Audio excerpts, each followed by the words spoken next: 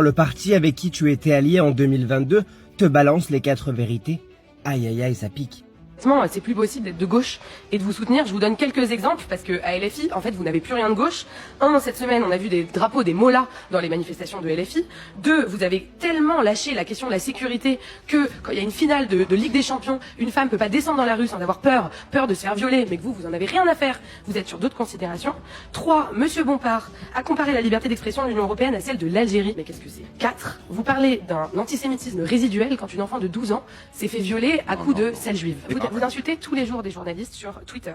Vous réintégrez un député qui a été condamné pour violences sexistes et sexuelles. Donc d'abord vous n'êtes pas féministe, ensuite vous n'êtes pas humaniste, ensuite vous n'êtes pas universaliste, et enfin vous n'êtes même pas républicain.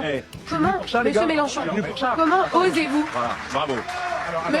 comment osez-vous aspirer à représenter le peuple de gauche quand vous n'en avez plus aucune composante? Tout ce que vous avez dit, madame, écoutez-moi bien, tout, sans exception, est un mensonge. Donc je ne perdrai pas une seconde à démonter vos sottises une par une. Je ne sais pas si madame est de gauche, parce que quand on agresse les autres avec ce vocabulaire... Je suis autonome, je suis une femme, mais je pense par moi-même. Donc le fait que je lui réponde, c'est avoir une attitude sexy. Donc oui madame, vous avez raison sur tout. Allez, au suivant. Vous voyez, sur certains points, je trouve très souvent que les écologistes ont tendance à être un petit peu hors sol dans leurs propositions.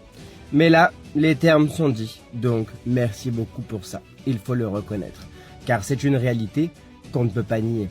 Il est donc important de dire les termes, même si on n'est pas d'accord sur une majorité des idées. De plus, je pense que la commission d'enquête sur la France insoumise va nous révéler beaucoup de choses, même si on le savait déjà, mais une confirmation sera toujours bonne à savoir.